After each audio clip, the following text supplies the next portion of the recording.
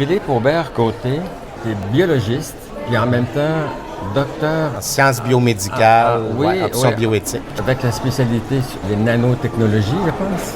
Oui, j'avais fait une thèse sur les responsabilités des médias dans la communication de l'information à propos des nanotechnologies. Est-ce que les médias pouvaient donc servir à contribuer à l'encadrement éthique des nanotechnologies? Là, c'est une thèse, mon Dieu, que j'ai rédigée de 2006 à 2012. J'ai donc fait une formation de base en biologie. J'ai fait un doctorat en bioéthique à l'Université de Montréal. Après ça, j'ai travaillé au gouvernement, à la Commission d'éthique en sciences et en technologie. Mais le jour où on s'apprêtait à m'offrir une permanence, j'ai dit non merci. J'ai préféré me lancer travailleur autonome pour pouvoir écrire, être maître de mes horaires, justement, puis explorer l'écriture, cette fiction qui avait quand même toujours été mon fil conducteur depuis l'enfance. Mais moi, ce qui m'intéresse, ça m'intrigue pas, mais ça m'intéresse. Je sais comment tu travailles, on en parle, je t'entends en parler aussi. Tu es très méthodique, tu es très rigoureux dans ton travail. Est-ce que ça vient de ta formation d'homme de science? Quand tu passes à la fiction, tu restes quand même le même Philippe Aubert. Je dirais que ça vient à partir de ça, parce que pour l'écriture, j'aime comprendre ce que je fais. J'ai toujours aimé comprendre ce que je faisais. J'ai toujours été le genre d'enfant que, moi, me dire, bien, les choses fonctionnent de même parce que c'est ça qui est ça m'a jamais satisfait.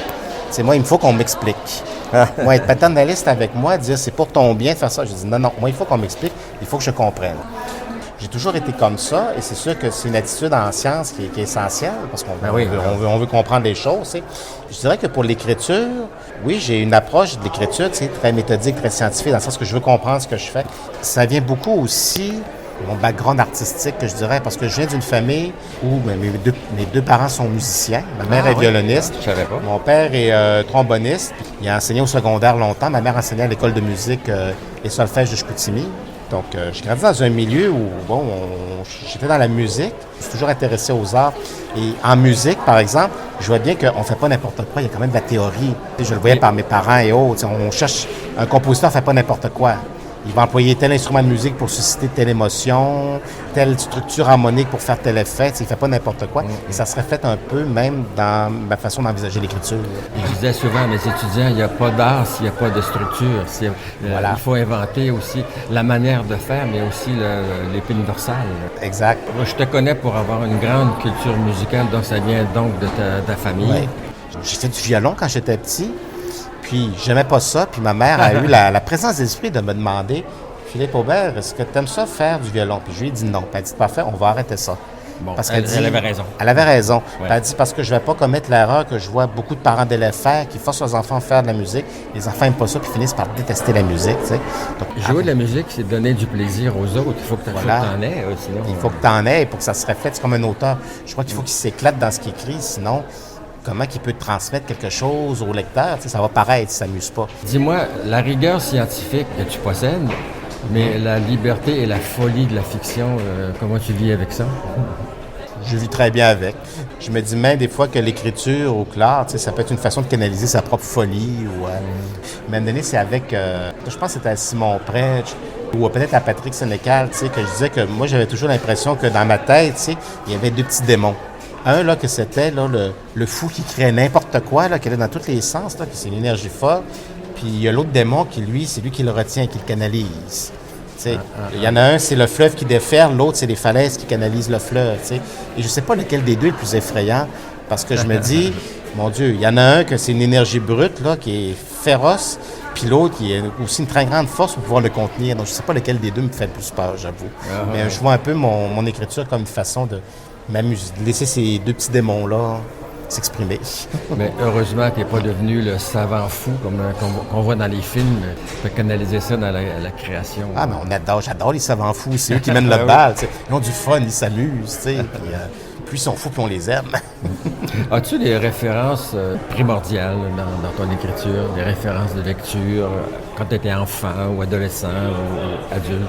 Bon, c'est sûr que le grand classique que je cite toujours, c'est Robert Louis Stevenson avec Dr. Jekyll et Mr. Hyde, qui arrive avec une idée, mais révolutionnaire pour moi, c'est qu'il n'y a pas d'humains bons et méchants, les humains sont bons et méchants. Et c'est une dualité, tout ça, avec laquelle il faut composer. Et il l'exprime par une histoire d'horreur ancrée dans la science-fiction.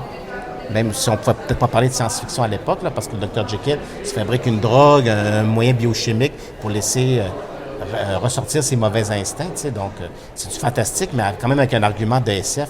Ça m'a marqué aussi de dire, oh, on peut faire des histoires d'horreur rigoureuses, des fois s'inspirer même de la science pour pouvoir parler de la condition humaine. Et ce que je trouve fascinant, c'est qu'à l'époque où Robert Louis Stevenson écrivait son livre, bien, il y avait Sigmund Freud qui faisait son stage à la Salpêtrière. Et on était à un moment où, bien, après que la religion s'était occupée de décrire comment l'âme humaine était, là, les philosophes s'étaient emparés du sujet. Puis là, c'est la science qui commençait à étudier qu'est-ce qu'il y a dans l'esprit humain, comment il est composé, tu sais. Et les idées dont ce que Stevenson exprimait dans son livre étaient juste dans l'air du temps. Schopenhauer en parlait, Nietzsche en parlait, Freud à la Salpêtrière commençait à réfléchir à ça, tu sais. Il se demandait comment je pouvais appréhender l'esprit à son époque. Là, il l'a fait par la psychanalyse, tu sais, parce qu'on ne pouvait pas ouvrir la tête des gens, évidemment. Ça a évolué depuis. Ouais. Mais c'est le fun. On a un exemple d'histoire d'horreur ancrée dans la SF qui parle de la condition humaine et qui recycle les airs du temps, les idées qu'il y avait dans l'air du temps. Tu sais. Et ça m'a peut-être marqué après dans mon écriture, parce que là, en ce moment, je fais de l'horreur. Mais je trouve qu'une bonne histoire d'horreur va parler un peu de l'air du temps, va prendre des idées. On peut les piger dans la science, on peut les piger partout. Tu parlais de culture générale tantôt. Moi, à côté de mon ordinateur pour écrire, la bibliothèque, il y a plein d'ouvrages de référence. C'est des encyclopédies comme la physique, les grands concepts expliqués, des trucs bizarres qui sont arrivés au Québec, le cinéma québécois, toutes sortes d'eau. Oui, j'ai des livres qui expliquent comment faire de l'horreur, mais j'ai beaucoup d'ouvrages de référence comme ça. Puis j'essaie d'aller piger des fois des infos. Ça, c'est intéressant parce qu'Elisabeth von Arbour me disait dans une interview récent, dans la science-fiction, il ne faut pas oublier la science. Mm-hmm. Donc, ça veut dire que tu vas vérifier, dans ton travail de fiction, tu vas vérifier des choses avec des documents, des références. Oui, il faut éviter de dire des sottises le plus possible. Puis même pour une histoire d'horreur, je vais essayer d'aller sortir de l'information. Dans mes 2 derniers livres, on parle beaucoup des rêves, tout ça. Je suis allé relire un peu ce que la biologie nous disait sur les rêves, le sommeil paradoxal, quand les rêves survenaient, à quelle phase du sommeil ça arrivait. Donc, je suis allé me renseigner. Parce que je pense qu'on a le devoir quand même si on fait de la fiction, qu'on tombe dans le surnaturel, quand on aborde des aspects réels, je crois qu'on doit quand même bien se documenter pour éviter de dire des sottises. Et même dans l'invraisemblance, il faut être vraisemblable. Il faut s'inventer des règles. Parce que les règles, des fois, aident des histoires, même une histoire d'horreur, à aller plus loin. Moi, un exemple que j'aime bien, c'est l'ami Freddy Krueger, avec ses griffes de la nuit et tout, là. C'est un personnage fantastique, mais il ne peut pas tout faire. Il y a des règles qui régissent son fonctionnement. Il peut juste attaquer les gens quand ils dorment. Corollaire, donc si les gens ne dorment pas, il ne peut pas les attaquer. Mais quelqu'un qui ne dort pas longtemps va finir par s'endormir, puis va même finir par avoir des phases de sommeil ou de rêve éveillé. Donc là, si quelqu'un n'a pas dormi pendant des jours, mais commence à avoir des micro-séquences de rêve, Freddy peut les attaquer. Et là, Freddy peut faire ce qu'il veut, il peut vous faire ce qu'il veut quand vous êtes dans son monde à lui, dans le monde des rêves. Corollaire, si vous le ramenez dans notre monde, c'est l'inverse. Et c'est ça l'argument du film. Okay. Donc, il y a des règles du genre, mais il y a des règles de l'auteur, il y a des règles du jeu qui appartiennent au créateur. Ouais. Puis, dans le fond, quand on écrit, on essaie de définir l'ensemble de nos règles. Comme je disais, en sculpture, une sculpture de Rodin, ça répond aux lois de Rodin. Voilà. Mais ça ne répond pas aux lois de la sculpture de son époque même. Un peu pareil. N'importe quelle œuvre que je vais écrire, que ce soit de la SF, de la fantasy, du fantastique ou de l'horreur, je vais me poser une question. Je vais toujours me prendre une feuille puis je dis c'est quoi les règles qui vont régir le phénomène que je veux mettre en scène pour éviter de soulever des paradoxes. Est-ce que tu établis ça d'avance ou ça se fait en le faisant?